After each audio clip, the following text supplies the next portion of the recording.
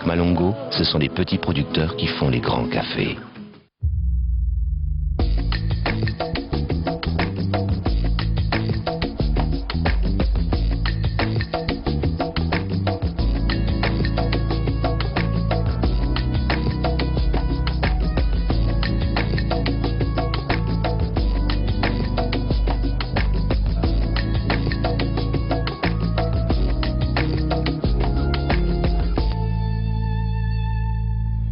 Bonjour à toutes et à tous, bienvenue dans Vis-à-vis, consacré comme chaque lundi, vous le savez maintenant, à Solidarité. Aujourd'hui, vous êtes nombreux à être restés chez vous pour cause de pont du 1er mai et nombreux aussi, je l'espère, à regarder Direct 8. J'ai choisi de profiter de cette journée de détente où l'on prend le temps de s'ouvrir aux belles choses, aux belles émotions, pour vous remontrer quelques-uns des plus beaux moments de l'émission spéciale Solidarité que nous vous avions proposée le soir de Noël. C'était une émission intitulée Rêve de Noël. Alors pourquoi reparler plusieurs mois après d'un événement comme celui-ci en plein cœur de l'hiver? Eh bien parce que nous avions choisi un thème universel, fédérateur, mobilisateur, 365 jours par an et tellement important. Il s'agit de la solidarité qui s'organise autour des enfants fragilisés par la vie, que ce soit les enfants malades, les enfants handicapés ou encore les enfants en situation de grande pauvreté. Les associations qui leur viennent en aide proposent chaque jour un accompagnement, un travail sur le terrain absolument exemplaire, extraordinaire, et c'est avec elle que nous avions partagé cette soirée absolument magique. On se retrouve dans un petit moment.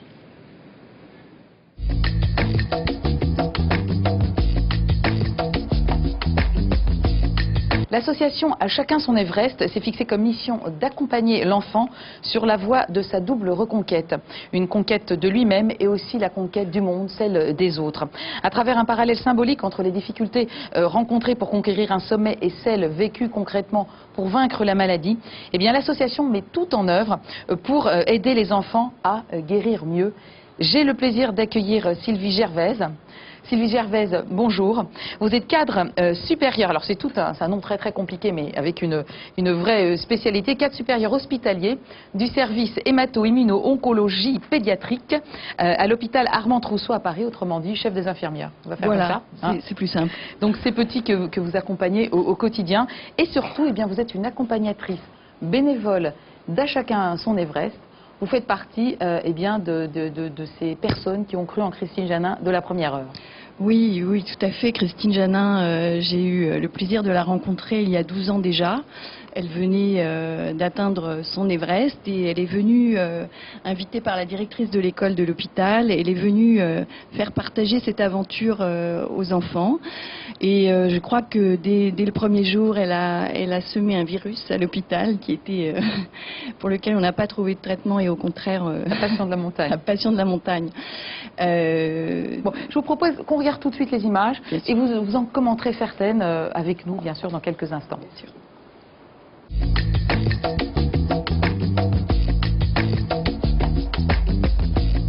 J'ai la machine tout cassée, tous les boutons sont déréglés, je peux plus marcher. J'étais foutu, j'en pouvais plus. J'avais du sang, c'était horrible évidemment. Regarde tous les kilos de sparadrap qui font la course sur mes bras. Je peux plus marcher.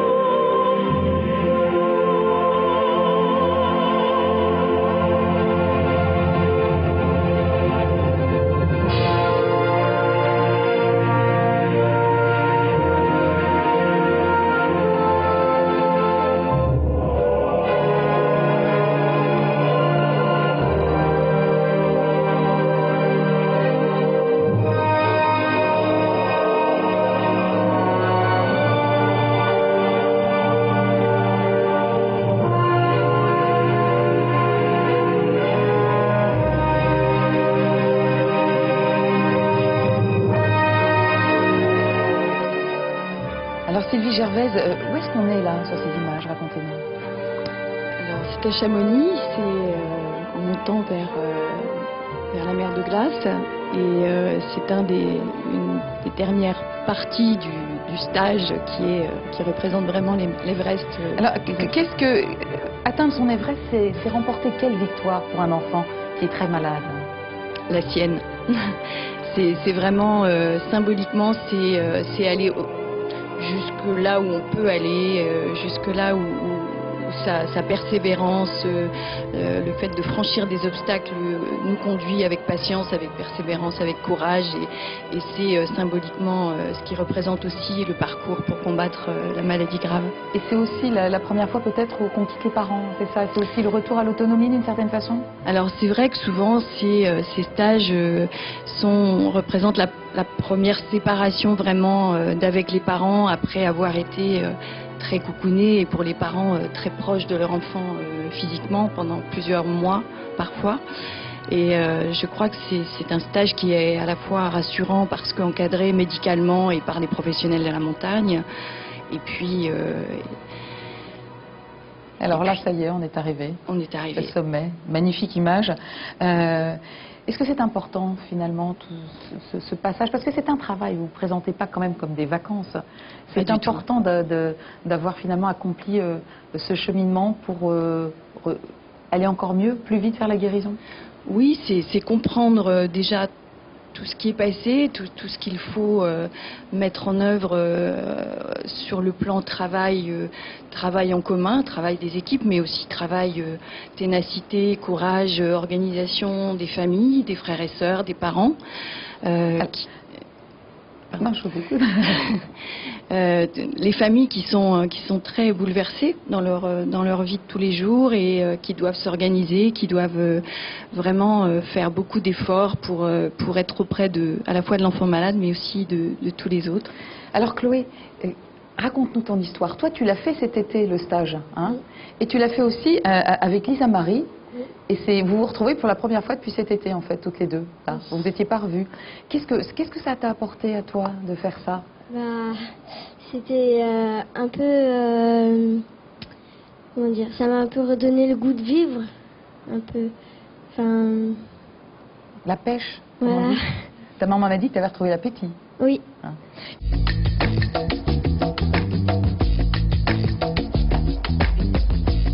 L'association Les Petits Princes a pour vocation de développer le don de chaque enfant, de les aider à vivre leur passion sur le plan sportif, sur le plan artistique. Nous allons faire la connaissance de Manon, qui est une petite fille incroyablement volontaire qui a pu réaliser 3 rêves merveilleux grâce aux Petits Princes. Elle qui éprouve, on va bientôt le comprendre en images, une véritable passion pour les animaux. Cap sur l'une de ces rencontres magiques. C'était une assistante sociale à Brest quand elle y était, et puis qui est venue nous voir, et puis avec laquelle on a discuté. Qui est venue voir Manon. Qui est venue voir Manon. Un jour voilà. où c'était pas trop la forme. C'était pas trop ça. Non, et elle lui a dit, écoute, moi je connais une association Petit Prince qui peut t'aider à réaliser des rêves. Est-ce que tu as des rêves? Manon, elle a dit tout de suite, ouais. Et bon, t'en as combien? Bah j'en ai 3. Ah bon, lesquels? Ah ben je veux voir les faucons, je veux voir les dauphins et je veux voir les chevaux. Et voilà.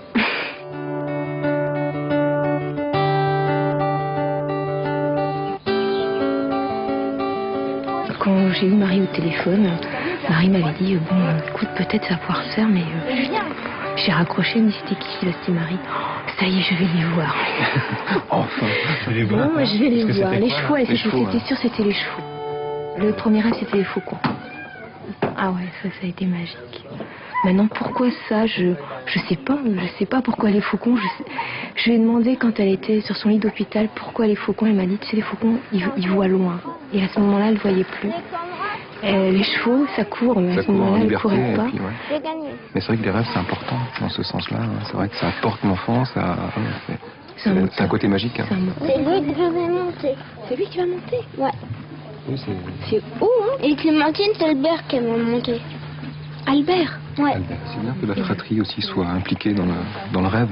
Ça, c'est important. Ouais. Prends le tapis. Tu vas le mettre au dessus. Ok. Tu sais le mettre? Ouais. Et voilà. Allez, à la tête. Il m'a craché dessus. Il t'a éternué. Il m'a éternué à la figure. Ça va? Ouais, ça va. Tu domines le monde? Ouais.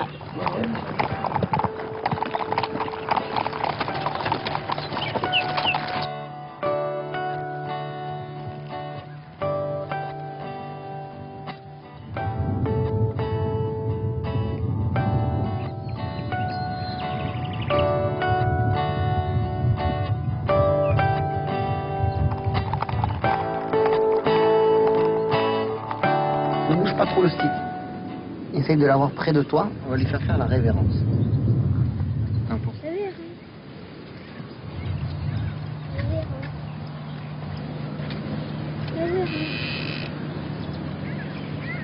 D'habitude, au bout d'une demi-heure, elle a besoin de s'asseoir. Donc là, ça Et là, ça fait... ça fait bien. Je sais pas, mais ça facile, fait 3 quarts d'heure, longtemps quoi, qu'elle est 3 quarts debout, là. d'heure. Ça fait plus que ça. Ouais. Ah ouais, ouais.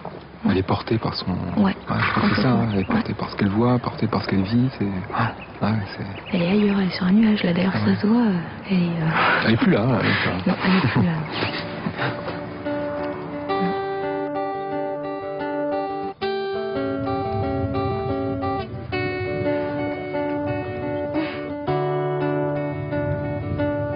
Ah ouais, ça m'aide beaucoup, je le trouve, ouais. Surtout que j'aime bien les animaux. Ça me permet d'en rencontrer, de les connaître. Et ça me permet plein de choses. De passer des portes. Manon, Oui. ça te permet de passer des portes? Ouais. C'est joliment dit. Prends le micro. Raconte-moi qu'est-ce que tu as fait comme rêve. Mets-le bien devant ta bouche, tu vois, voilà. Qu'est-ce que tu as fait comme rêve que tu as réalisé comme rêve avec les animaux? Alors, d'abord, j'ai rencontré les faucons. Après, j'ai donc rencontré les chevaux de Camargue. Et après, je suis allée voir les dauphins à Marineland. Qu'est-ce que tu aimes dans le contact comme ça avec les animaux? Qu'est-ce que ça t'apporte? Ça m'apporte plein de choses. Ça m'apporte des cadeaux que je n'espérais pas avoir. Des vrais cadeaux de vie. Ouais. Alors, tu es venue avec une personne très importante pour toi, déjà ta maman, hein Catherine, on est très heureux que vous soyez avec nous. Tu es venue également avec Marie. Marie, vous êtes bénévole de l'association et vous êtes auprès de Manon depuis déjà de nombreuses années. Racontez-nous un peu la nature de ce lien privilégié entre vous deux. Là, ça fait 4 ans donc, que l'association Petit Prince suit Manon. Et j'ai eu l'occasion de l'accompagner sur 4 rêves en tout, et plus ce soir. Et chaque fois, c'est des grands moments d'émotion que nous partageons ensemble et qui fait cette complicité. Catherine, un petit mot. Qu'est-ce que vous la voyez changer, votre Manon, quand elle a comme ça des rêves avec des animaux? Là, on voit, elle se tient beaucoup plus longtemps. Elle se tient plus longtemps et puis ça lui donne de l'énergie pour continuer. C'est la petite étincelle qui permet à Manon de reprendre un peu de... Et vous me disiez aussi que la maladie, ça a finalement aussi apporté quelque chose à l'entourage. Ça n'a pas fait que prendre. Ça n'a pas fait que prendre. On a rencontré plein de gens merveilleux. Déjà Marie, et puis l'association des Petits Princes. Et puis c'est vrai qu'à chaque fois qu'on a fait un rêve avec Manon ou qu'elle l'a fait, nous on a essayé de continuer à avoir des liens avec les gens qui l'ont suivi. Et ils nous ont donné énormément à chaque fois.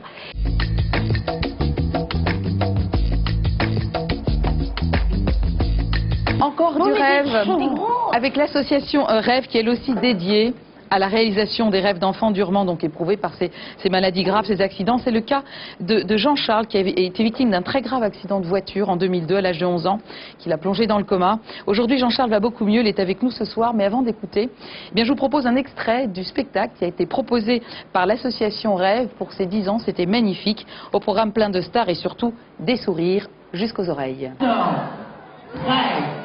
12, 11, 10, 9, 8, 7, 6, 5, 4, 3, 2, 1, go!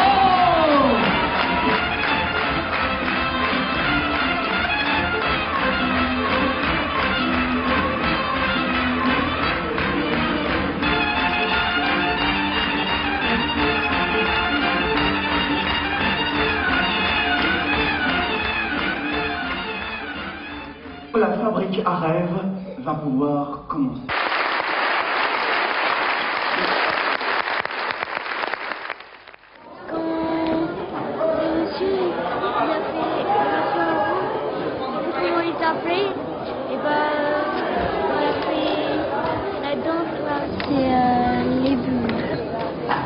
Quand le monsieur il était dans le carton. Avec la baignoire. C'est le clown avec les bulles. Le clown avec les bulles.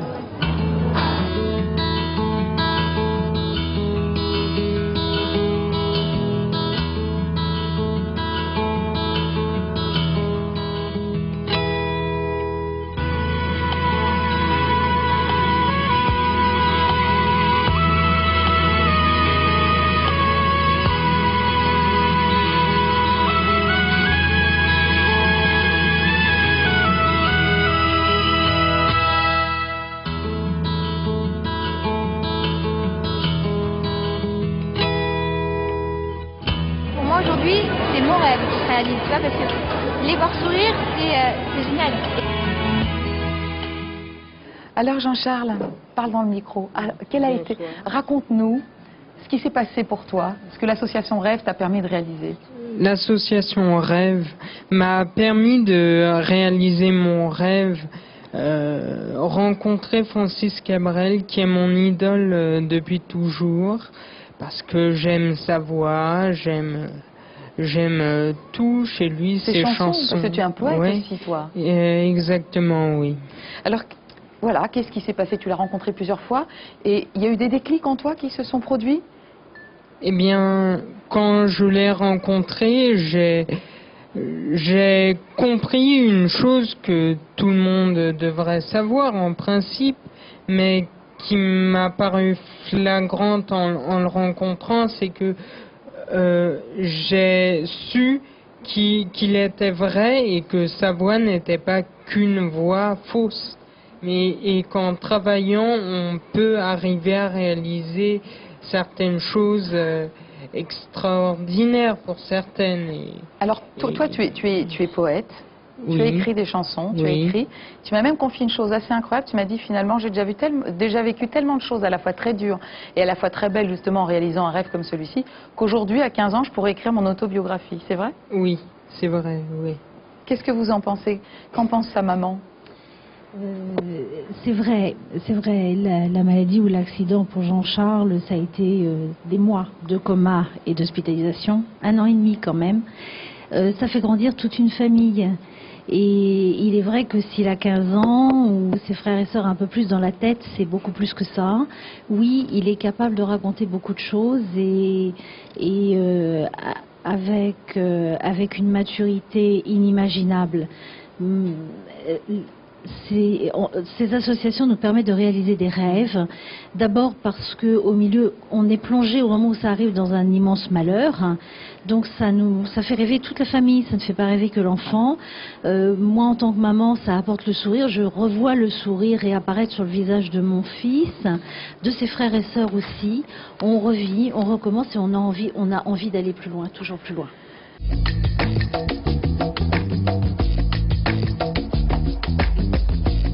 On va découvrir en images un ballet incroyable, un ballet extraordinaire qui réunit des enfants ukrainiens depuis tout petit, depuis l'âge de 4 ans. Ils effectuent 2 tournées en France par an par le biais de l'association Les Joyeux Petits Souliers. Tous les bénéfices dégagés sont reversés au profit d'enfants malades, de cancer, de leucémie, dont certains consécutifs justement en Ukraine à la catastrophe de Tchernobyl. L'initiateur de cette collaboration avec la France est le père Jean-Claude Darigo, aussi grand journaliste de la télévision française et réalisateur des images que nous allons voir. Ce sont des petits danseurs extraordinaires qui ont reçu de nombreux prix internationaux. Leur talent est unique. Regardez.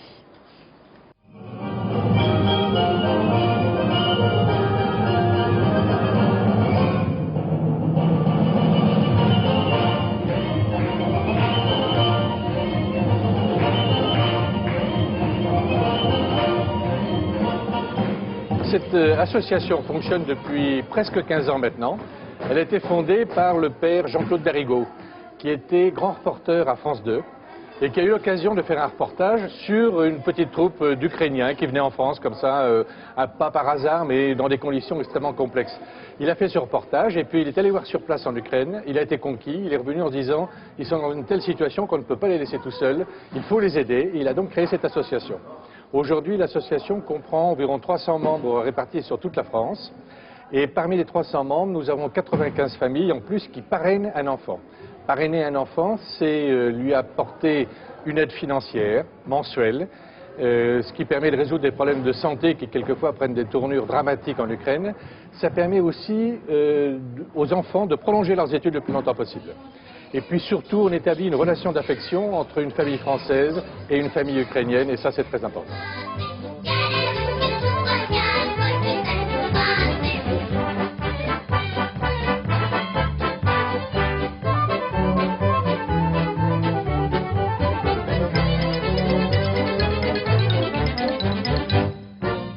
Donc deux objectifs, un objectif culturel et un objectif humanitaire.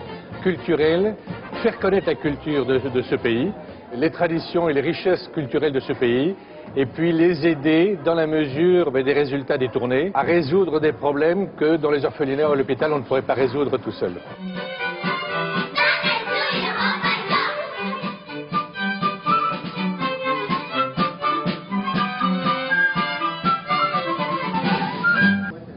Et quel est le but de ce spectacle?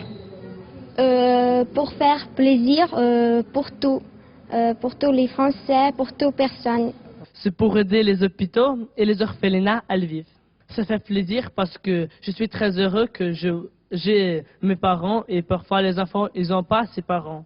J'ai un rêve pour Noël pour voir mon doux frère.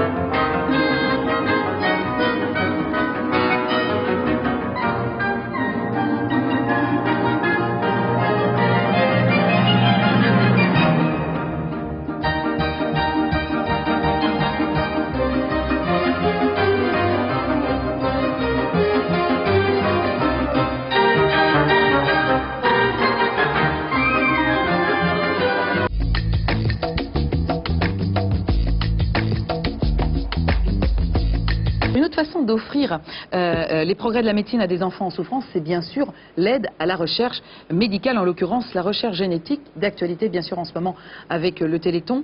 L'AFM, l'Association française contre les myopathies, en fait sa priorité de chaque jour pour venir en aide aux enfants atteints donc de diverses formes de myopathie et des handicaps multiples justement qui en découlent. Alors je vous propose l'extrait d'un documentaire réalisé par Samantha Campredon. C'est un docu-fiction conçu sous la forme d'un récit, celui d'une maman, Isabelle, adressée à sa petite fille Jeanne.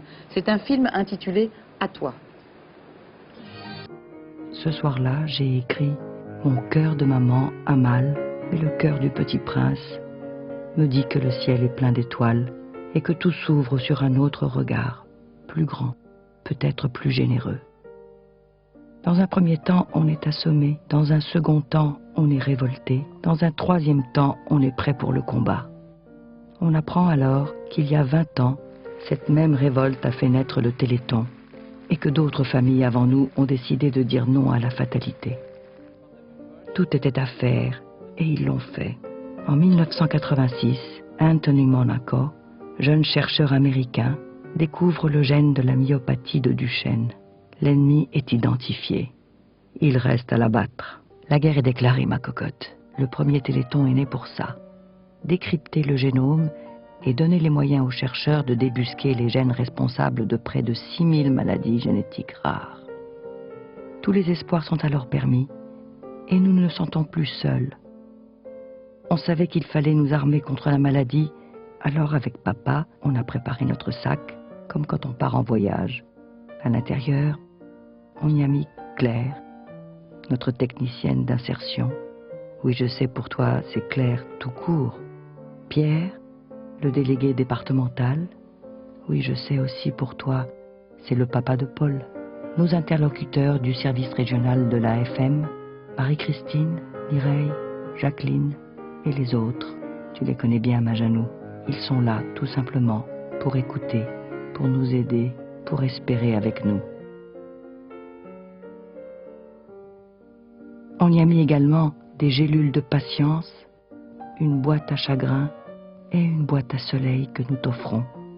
Vas-y, ouvre-la. Elle contient un cadeau extraordinaire, préparé par d'autres personnes il y a 20 ans. Ce sont des graines d'espoir qui portent des noms différents. 800 gènes identifiés. Essais thérapeutiques. Génétons. Alors il faut continuer à identifier ces gènes pour qu'il n'y ait plus d'errance diagnostique. Pour toi, nous savons aujourd'hui que c'est une myopathie, mais nous ne savons pas encore de quel type. Pour l'instant, nous ne savons pas quelle sera son évolution. Mais un jour, ces gènes responsables de ta maladie seront identifiés et stockés dans la banque du Généton. L'ennemi sera fait prisonnier et on trouvera enfin, pour toi, une piste de traitement. La recherche avance, tu le sais bien. Aujourd'hui, plus de 30 essais sur l'homme sont en cours pour 20 maladies rares différentes.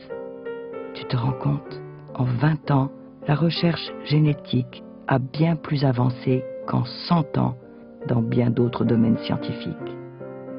Je sais, ma puce, c'est long pour toi, mais c'est quand même des pas de géant, tu sais. On a guéri des bébés bulles. Ils sont aujourd'hui 17 enfants traités par thérapie génique. On a aussi permis à des milliers de bébés de naître dans des familles à risque. Ce sont des bébétons. Quand je te disais que c'était une grande famille. On a guéri des chiens aveugles par thérapie génique. On a développé une nouvelle piste thérapeutique pour la myopathie de Duchenne, le saut d'Exon, qui fonctionne sur la souris ou sur la patte du chien. Maintenant, il faut préparer les essais sur l'homme. Et aujourd'hui, une nouvelle piste, celle des cellules souches. Elle est porteuse d'espoir. Il faut maintenant qu'elle devienne une certitude. Pour l'infarctus du myocarde, nous avançons également, avec la thérapie cellulaire, oui. Comme papy, tu vois, on est beaucoup à être concernés. Hier, ma chérie, c'était leur espoir, à tous ceux qui se sont battus avant nous. Et aujourd'hui, c'est une certitude, et nous y croyons. Demain, c'est sûr, les essais se transformeront en médicaments, et les petites Jeannes pourront devenir infirmières ou danseuses étoiles. Tiens, ma chérie, ta boîte à soleil, elle est comme toi, fragile et extraordinaire à la fois. Alors Béatrice de Monlot, vous êtes administratrice à l'AFM, vous êtes la maman d'Axel, qu'on entendra tout à l'heure. Beaucoup d'espoir quand même suscité. Est-ce qu'on vit au rythme de l'espoir suscité par la recherche lorsqu'on a la famille touchée par une myopathie? Oui, on suit vraiment de très près tous les progrès et on lit tous les articles publiés sur le sujet. On assiste aux journées des familles où les chercheurs viennent en direct nous parler, nous expliquer où ils en sont. Et je dirais que même sur des sujets techniques, les enfants arrivent à lire ces mêmes articles tellement ils sont forcément concernés et passionnés et pleins d'espoir en voyant qu'on progresse tous les jours. Voilà, d'où l'importance, on ne le dira jamais assez, quand même de se focaliser sur cette recherche et de l'encourager. Alors le Téléthon, là, ça a fait combien de promesses de dons? Donc on a dépassé les 101 millions d'euros, donc on vraiment remercie dépassé tout le l'année monde, dernière. voilà. Ouais. Et on continue à progresser. C'est vrai que ça permet de financer plus de 500 projets par an, ce qui est absolument extraordinaire. Et le nombre de myopathies découvertes progresse sans arrêt, et donc on peut couvrir tous ces sujets et on espère arriver à la thérapeutique.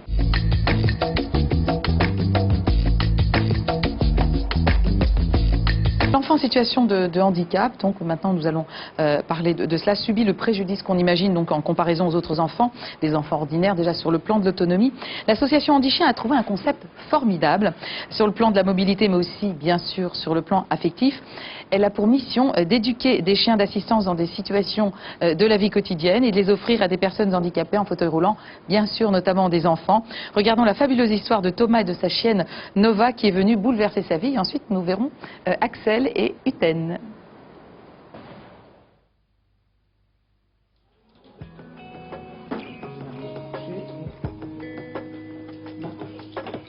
Depuis l'âge de 3 ans, Thomas est atteint d'une maladie génétique, une amyotrophie spinale infantile qui affaiblit ses bras et ses jambes.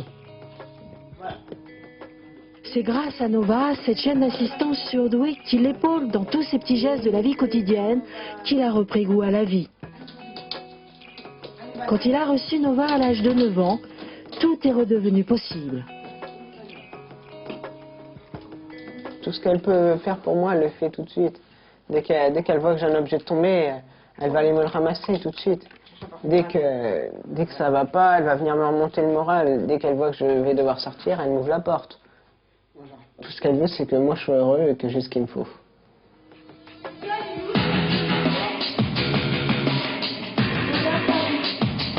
Le sac à dos Annika, c'est vrai que c'est notre façon d'être reconnu dans tous les lieux publics. Le chien d'assistance, à la différence du chien de compagnie, peut suivre son maître dans tous les lieux qui sont d'habitude interdits aux chiens.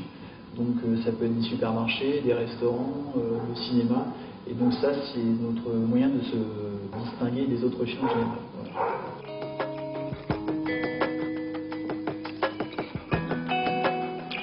Avant, les gens me regardaient d'une façon bizarre dans la rue.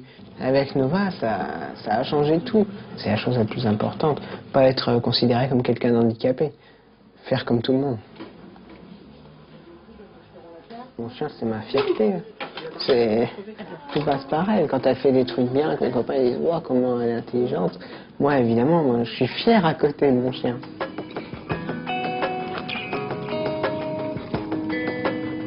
Nova, elle m'a redonné de la confiance en moi, du courage. Maintenant, même quand elle n'est pas là, j'ai le courage d'aller parler aux gens. Avant, pour moi, ça me paraissait impossible. Tandis que là, maintenant, j'ai de la confiance en moi, j'ai de l'assurance. Je peux aller voir les gens et parler directement avec eux. Et ça, vraiment, ça a changé toute ma vie. C'est une amitié exceptionnelle qui dure depuis 5 ans. Une relation stimulante et apaisante. Moi, quand je vais pas bien, Nova vient vers moi et on voit qu'elle n'est pas en forme non plus, qu'elle veut me réconforter, qu'elle fait tout pour que ça aille. Et moi, pareil dans l'autre sens, elle s'était fait opérer, elle n'était pas bien, alors moi j'étais pas bien non plus, je restais avec elle pour lui remonter le moral, pour qu'elle soit bien. Donc voilà, donc entre nous, c'est des liens, il n'y a pas de mots pour l'expliquer. Axel, alors, présente-nous cet ami si particulier qui est à côté de toi aujourd'hui. C'est qui? Prends le micro. Voilà, il en a un, pardon, il en a un. Ouais, c'est Utem, il a 10 ans et demi. C'est quoi? C'est Utem, il a 3 ans et demi. Et il répond à 50 ordres pour m'aider quand j'ai besoin d'aide. Par exemple, quand je ne peux pas attraper un objet qui est par terre. Et qu'est-ce que ça t'a apporté d'avoir un chien? Parce que voilà, c'est quand même un ami qui arrive comme ça dans ta vie, qui te suit tous les jours, pas à pas. C'est ton ami à toi, c'est pas celui des autres. Qu'est-ce que ça t'a apporté? Ça fait comme un ami. Les gens s'arrêtent dans la rue pour le regarder parce qu'il est magnifique. Tu vois, là, on le voit à l'image. Il a l'air tellement gentil. Qu'est-ce que tu fais avec lui? Par exemple, je peux lui dire d'ouvrir une porte. Il te fait des câlins aussi? Oui. Très important. Est-ce que tu le prêtes à tes frères et sœurs? Non, parce qu'en fait, ils n'ont pas le droit de le caresser, sinon il répond plus aux hommes. C'est assez dur. Béatrice, qu'est-ce que ça lui a apporté, que ça a changé? En fait, ça a changé beaucoup de choses. D'abord, c'est vrai que c'est un projet de vie familial, donc tout le monde s'est investi déjà pour avoir le droit pour Axel d'avoir ce chien. Et ça a vraiment changé beaucoup son aspect psychologique.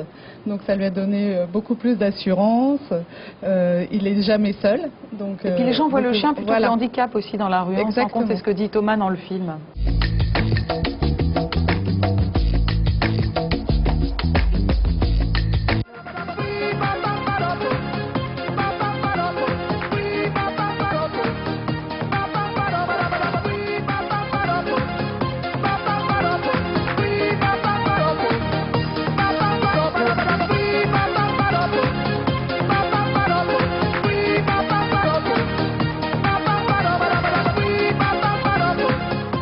du Cœur fête sa majorité cette année.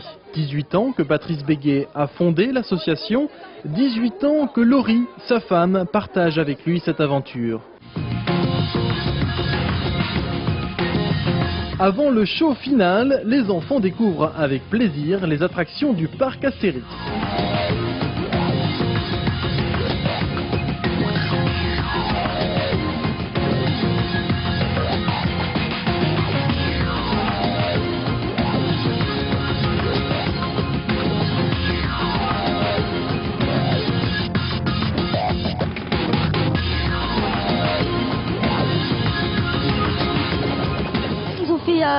Des belles formes. Même nous les humains on peut pas les faire, donc j'ai trouvé ça impressionnant. Pendant ce temps-là, en coulisses, les balances s'organisent. Sur scène, Camaro et ses danseuses répètent les derniers pas. Comme lui, ils sont une quinzaine à avoir répondu présent à l'invitation de Patrice Béguet et des enfants. Julien, il est venu à l'Open du Cœur grâce au mouvement pour les villages d'enfants, une association qui s'occupe d'adolescents victimes de drames familiaux. En préparant son interview avec Camaro, Julien a trouvé dans les textes du chanteur des messages qui le touchent. Je pense que c'est un homme bien parce que j'ai vu qu'il... Voilà, justement sa chanson derrière, c'est... il parle un peu... faut garder le courage, faut toujours rester soi-même. Voilà, l'amitié aussi. Donc c'est un homme bien, franchement voilà. Les balances sont terminées, Julien va enfin pouvoir approcher son idole. Tu vas être observé. Voilà. On arrête tu renforts. Voilà. Et c'est parti pour 30 minutes d'entretien exclusif. Camaro se confie à Julien et son ami Jess en toute simplicité. Ses goûts, son enfance, sa vie d'artiste, le chanteur se montre disponible et à l'écoute de ses fans. Pour lui, l'Open du Cœur, c'est désormais un événement incontournable. Il y a toute l'équipe de l'Open du Cœur qui m'a approché pour venir parce qu'ils ont fait un sondage auprès des jeunes pour savoir qui ils voulaient avoir comme artiste. Et j'ai rencontré toute l'équipe, que ce soit Patrice, et j'ai vraiment trouvé que c'était une cause... C'est rare de nos jours quand je pourrais dire les causes honnêtes. J'ai trouvé que c'était une cause honnête, ça avait une cible directe, ça s'adressait directement aux jeunes. Et ça a été assez instantané, je l'ai fait l'année dernière et voilà, je suis de retour cette année.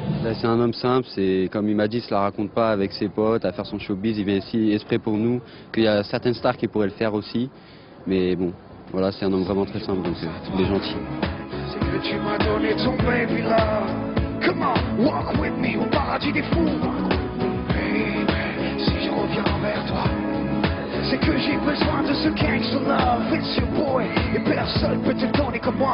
Yo, easy baby, j'ai besoin d'un vent frais, une sorte de breezy baby. Pourrais-tu l'être pour moi, pourrais-tu le faire pour moi? Tu sais parfois la vie est... Alors Julien, ça te rappelle des bons souvenirs? Oui, beaucoup. Alors quand on approche une star comme Camaro, comme ça, qu'est-ce qui se passe dans la tête? On se dit tiens, c'est moi qui suis là avec lui?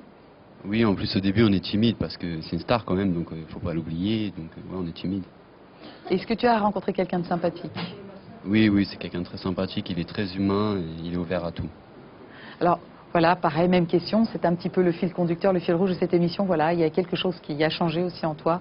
Raconte-nous un petit peu ton ressenti par rapport à cette expérience. Où tu as joué, alors je rappelle, où tu as joué vraiment le journaliste, hein. Tu l'as interviewé pour ensuite un article qui est paru dans un journal. Ouais, cela ça donne un peu d'espoir quand même, parce que la musique, je pense, ça fait vivre. Parce que quand on déprime, on a besoin de musique, quand on est joyeux, on a besoin de musique. Donc la musique, heureusement qu'elle est là. Et oui, Camaro, c'est un homme très bien.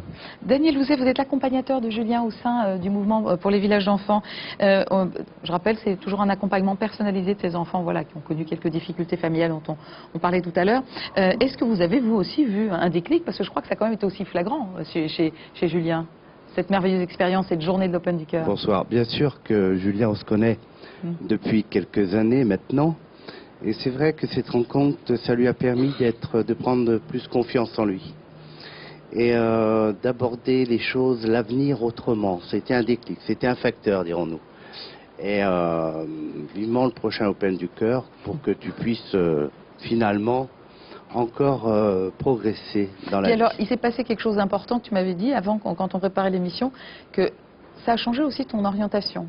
C'est-à-dire que raconte-nous. Bah oui, le foyer, ça m'a donné envie de poursuivre des études dans le social. C'est-à-dire, je suis en BEP SMS, sanitaire social.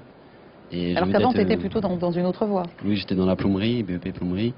Et ensuite, oui, je veux me lancer dans l'éducateur.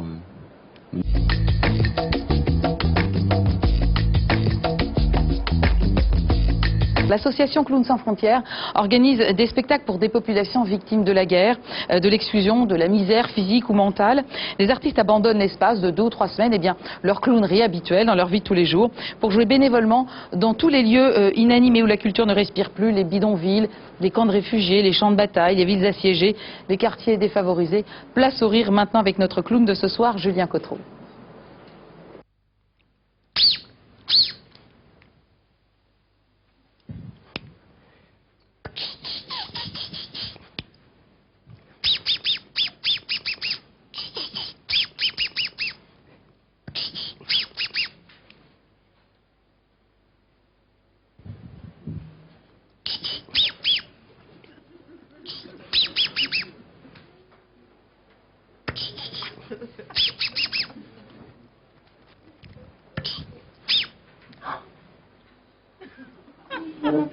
Oui, Kiki.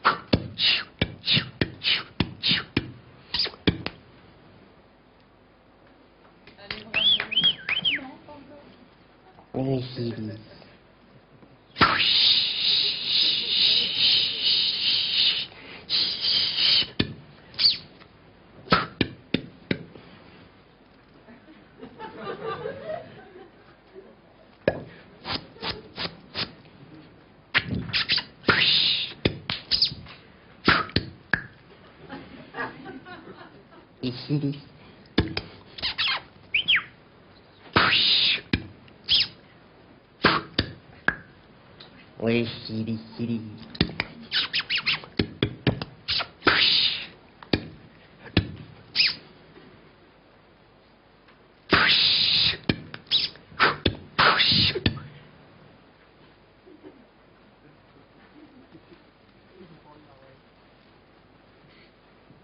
Oui.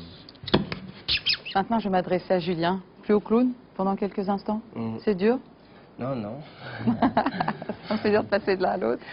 Alors, racontez-nous, Julien, comment est-ce que vous êtes devenu Clown sans frontières, cette belle histoire? Elle naît comment? Elle naît d'un numéro que j'avais déjà. Moi, on m'a contacté pour remplacer quelqu'un qui n'a pas pu partir à Gaza en 2002. Et donc, je l'ai remplacé sur le coude. Je suis parti là-bas 15 jours pour les enfants à Gaza. Et après, je suis retourné en Afghanistan, puis au Soudan, pour les enfants réfugiés, les enfants qui sont déportés, qui généralement sont nés dans les camps quand ils sont petits. À 5 ans, ils sont nés dans les camps et ils n'ont jamais vu de spectacle souvent.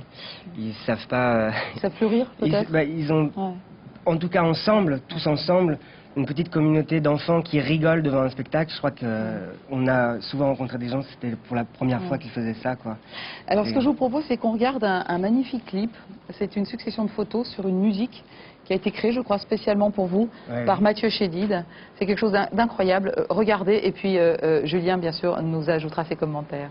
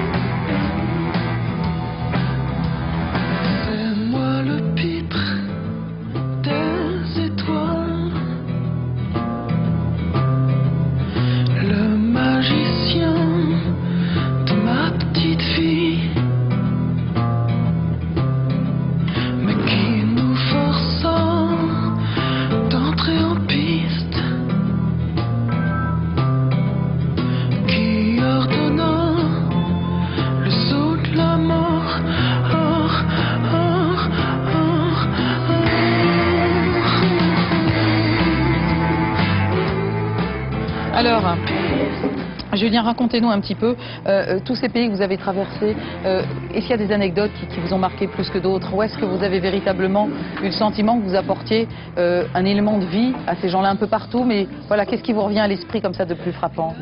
Il y a certains pays où, par exemple, il est interdit de se regrouper. Et on permet à Clowns sans frontières de faire des spectacles et de regrouper des gens simplement parce que c'est des clowns et qui font rire, et le rire va libérer des choses. Et donc on arrive à créer des petites révolutions, micro-révolutions, comme par exemple en Afghanistan où la mixité était interdite dans certaines écoles, et puis dans certains quartiers, les enfants, les petits gars ne pouvaient pas être avec les petites filles ensemble. Et ça s'est fait en Afghanistan, dans le Panjshir, pour le spectacle. Donc tout d'un coup, ils avaient le droit non seulement de pouvoir rire, donc se libérer tous ensemble, mais en plus être en mixité. Enfin, ça c'est incroyable ça aussi. Et de voir les adultes aussi qui généralement sont là pour encadrer d'une manière assez forte des fois, rire avec les enfants, ça crée des petites choses à mon avis qui perdurent dans le cœur des enfants. Est-ce que ces enfants finalement qui ont oublié d'être des enfants comme les autres, justement ils y retournent très vite par le rire? Ils redeviennent très très vite, voilà, des enfants ordinaires finalement. Mais ils ne seront jamais ordinaires, et la puissance de joie qui se dégage dans ces spectacles-là, je ne l'ai jamais vue, jamais ailleurs. Elle est encore plus puissante ailleurs, ce que vous voulez dire. Si jamais le rire pouvait être quantifiable, enfin, en kilojoules d'énergie, ce qu'on reçoit là-bas quand on fait les spectacles, c'est absolument incroyable. C'est nucléaire, on pourrait dire, de joie, quoi. C'est fantastique.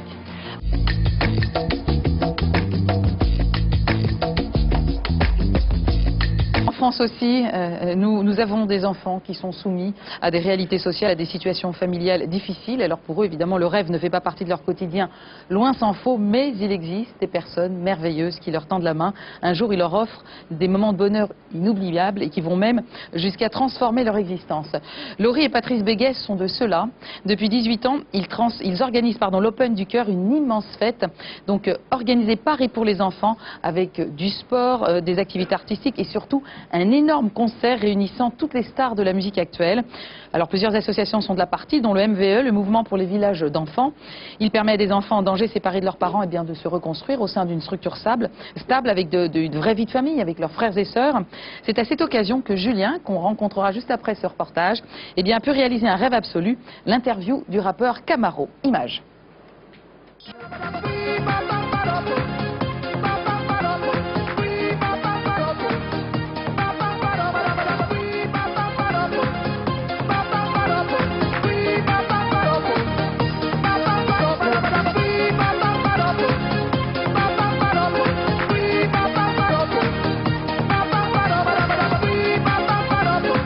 L'Open du Cœur fête sa majorité cette année. 18 ans que Patrice Béguet a fondé l'association, 18 ans que Laurie, sa femme, partage avec lui cette aventure. Avant le show final, les enfants découvrent avec plaisir les attractions du parc Astérix.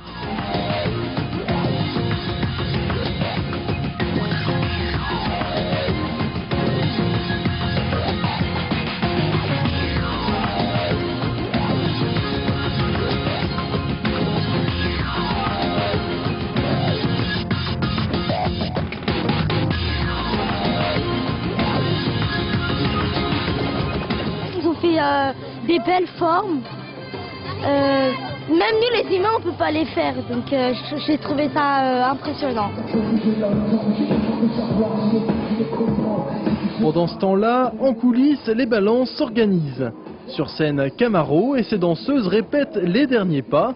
Comme lui, ils sont une quinzaine à avoir répondu présent à l'invitation de Patrice Béguet et des enfants. Julien, il est venu à l'Open du Cœur grâce au Mouvement pour les villages d'enfants, une association qui s'occupe d'adolescents victimes de drames familiaux. En préparant son interview avec Camaro, Julien a trouvé dans les textes du chanteur des messages qui le touchent. Je pense que c'est un homme bien parce que j'ai vu qu'il... Voilà, justement sa chanson derrière, c'est... il parle un peu... faut garder le courage, faut toujours rester soi-même. Voilà, l'amitié aussi. Donc c'est un homme bien, franchement voilà. Les balances sont terminées, Julien va enfin pouvoir approcher son idole. Tu vas être observé. Voilà. On arrête de renfort. Voilà. Et c'est parti pour 30 minutes d'entretien exclusif. Camaro se confie à Julien et son ami Jess en toute simplicité. Ses goûts, son enfance, sa vie d'artiste, le chanteur se montre disponible et à l'écoute de ses fans. Pour lui, l'Open du Cœur, c'est désormais un événement incontournable. Il y a toute l'équipe de l'Open du Cœur qui m'a approché pour venir parce qu'ils ont fait un sondage auprès des jeunes pour savoir qui ils voulaient avoir comme artiste. Et j'ai rencontré toute l'équipe, que ce soit Patrice, et j'ai vraiment trouvé que c'était une cause... c'est rare de nos jours quand je pourrais dire les causes honnêtes. J'ai trouvé que c'était une cause honnête, ça avait une cible directe, ça s'adressait directement aux jeunes. Et ça a été assez instantané, je l'ai fait l'année dernière et voilà, je suis de retour cette année. C'est un homme simple, c'est comme il m'a dit, il se la raconte pas avec ses potes, à faire son showbiz, il vient ici exprès pour nous, qu'il y a certaines stars qui pourraient le faire aussi. Mais bon, voilà, c'est un homme vraiment très simple, donc il est gentil. C'est que tu m'as donné ton baby love. Come on, walk with me au paradis des fous. Baby, si je reviens vers toi.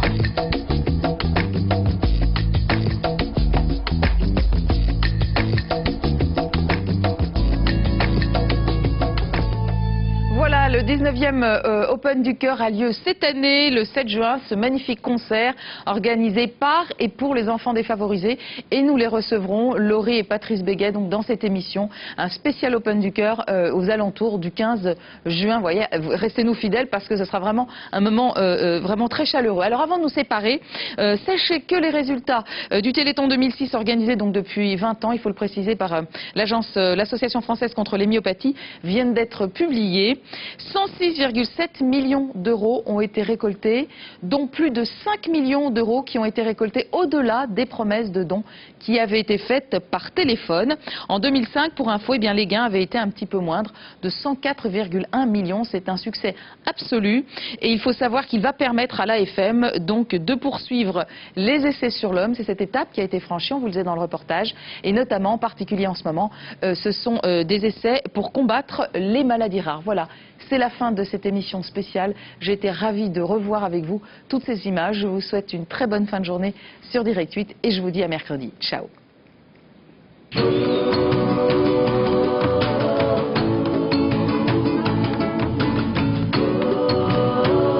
Avec Malongo, ce sont les petits producteurs qui font les grands cafés.